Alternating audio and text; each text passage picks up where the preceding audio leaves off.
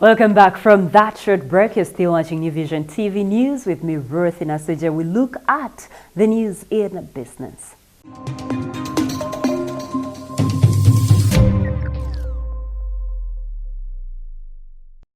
In business today, the commercial court has dismissed with cost the case between city mogul Sudhir Rupalaria and Bank of Uganda.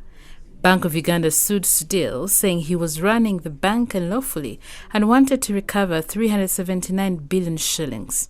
Reading Justice David Wangututsi ruling this morning, the court registrar Feston Senga said Bank of Uganda did not have any legal basis to sue Sudhir and ordered the bank to pay Sudhir's legal costs, with Sudhir saying the Bank of Uganda should pay all the costs since 2016. Uganda Airlines is said to have an inaugural flight to Nairobi, a day ahead of their scheduled resumption date. The inaugural flight is set for Tuesday and will carry technical officers, government officials and media to Nairobi, according to the Ministry of Work spokesperson Susan Kataike. The 55-minute flight will depart from Entebbe Airport to Jomo Kenyatta International Airport at 10 a.m. Sources indicate that the change in launch date was made for marketing purposes, with the announcement indicating the Ministry of Works made the change to fly ahead of their maiden commercial flight. Wednesday, however, remains the day of their maiden commercial flight to Nairobi, but with scheduled flights to Juba and Mogadishu having set the pace. The airline will take off at 6 a.m. and will reach Jomo Kenyatta International Airport at 7:15 a.m. as it starts business on the lucrative Nairobi route Wednesday. Uganda Airlines will give travelers on the busy Nairobi route options and will also have the only direct flight to Mogadishu in Somalia.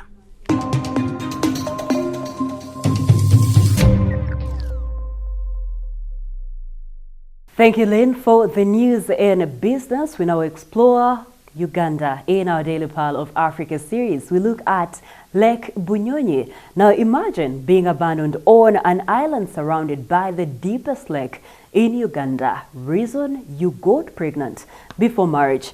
This was the culture of a Ugandan tribe, the Bachiga, who used to let such girls die of hunger or even drown as they crossed the mainland from the Punishment Island, found on Lake Bunyonyi. Let's explore this island.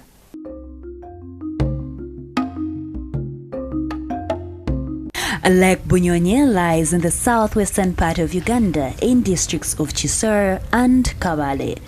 The view of this lake has got romanticists visiting each and every now and then. Its fresh water has attracted so many people, regardless of tribe, culture, nationality, to at least spend most of their exciting days off there at its shores. Bunyonyi's shores are incredible. The sight will leave you speechless. The fancy lodges built around on every island and the trees giving you the required shade, tourists live with unforgettable memories. The 29 islands on this lake are concentrated in its central part. The Punishment Island holds a rich history that will interest you when you visit Lake Bunyonyi.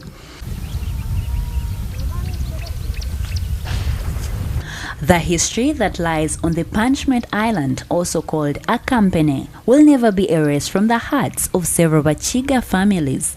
Many of their sisters, daughters, and potential wives were left to die here because they got pregnant before marriage, something that was similar to being blasphemous in the earlier times. Cruel as it sounded, it was culture that taught so many to be patient. Lucky are the Bachiga girls of today. The practice was abandoned. Lake Bunyonyi is a perfect place to relax since it will offer you various activities to engage in. These include swimming, canoeing, boating, island hopping, hiking, biking, birding, natural walks, bathing, and some village visits. Being one of the deepest lakes in Uganda, swimmers never see this as a hazard to exercise their swimming skills. This is Lake Bunyonyi for you from the New Vision TV's Pearl of Africa Diaries with me, Ruth Naseje. Join me next time as we explore Uganda. For more Pearl of Africa stories, visit our website, which is newvision.co.ug/Pearl of Africa. A newspaper, The Sunday Vision, is also another home of adventures, so grab your copy every Sunday for Pearl of Africa stories. We move on to our special report today. Last week, Gayaza High School, Uganda's oldest girls' boarding institution, said farewell to Victoria Serunkuma Chisarare, who has been the school's head teacher for the last 13 years. New Vision TV had a chat with Chisarare about her future plans, who reached her retirement age recently.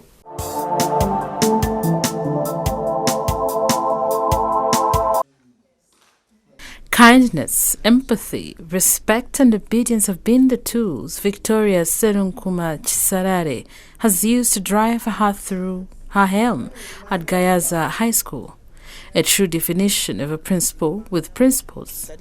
Chisarare's education journey was supported and nurtured by Haji Abbas Kawase, then head teacher at Kibuli Secondary School.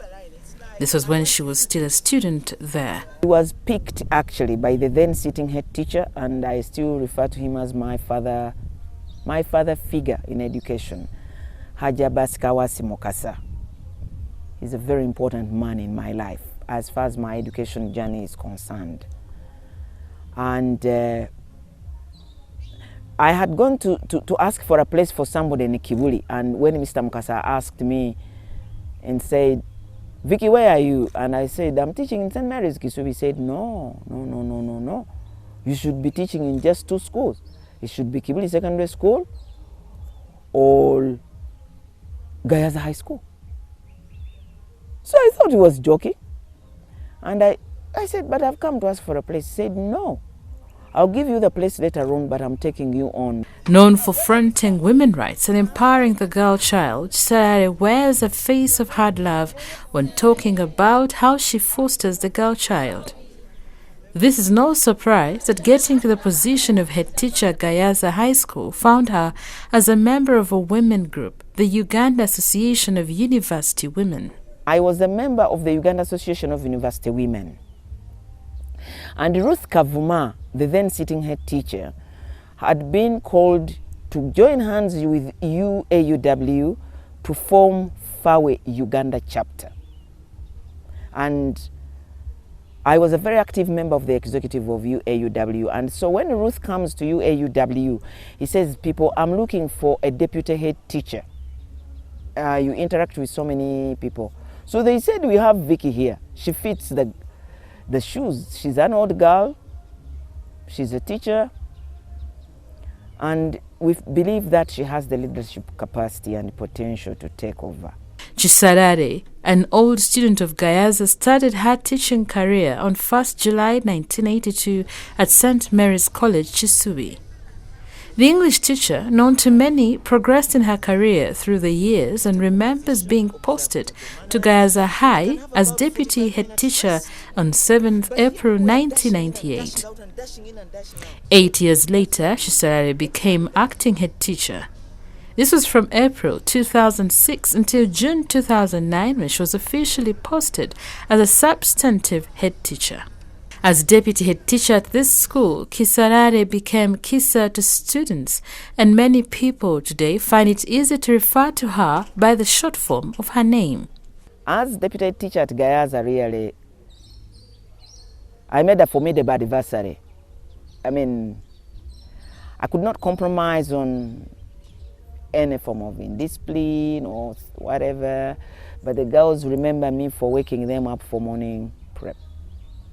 I moved in every room and every house to ensure that girls move to morning prep.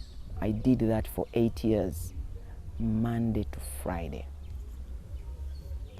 You know, and there are so many hilarious stories I would tell about waking up girls for morning. They too have so many stories to tell. The last 13 years at the helm of Gayaza will forever be part of Chisarare's life, since they have given her an opportunity to recognize who she is and what she believes her students should be in the future.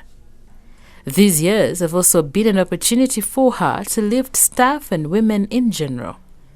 The sky is the limit for her, For now, this is how she wants to spend the first days of her retirement. I have a plan. I want to have a reading club. I'm going to go back into Toastmasters club. Toastmasters is a leadership and public speaking, whatever. Now it is growing in Uganda here, you know.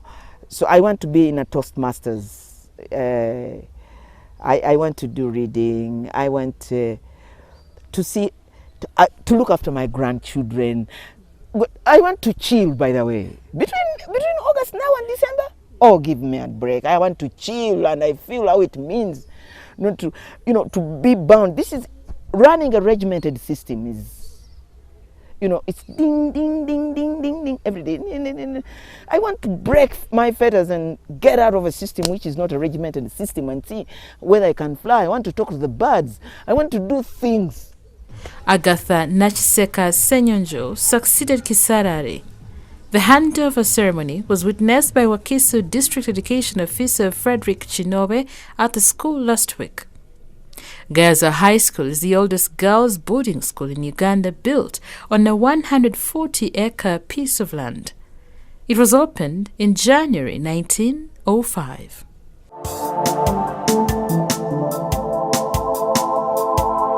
That is it we had for you today. Thank you for watching. Be sure to catch more news updates and other programs here on New Vision TV by visiting our website, which is newvision.co.ug/video. You can also follow us on social media. Facebook is the New Vision, Twitter is @NewVisionWire, Instagram is @NewVisionWire, and our YouTube channel is New Vision TV. Catch up with me on my Twitter handle. I am Ruth the Voice. Thank you for watching. Have a good night. But let me end with a fact file.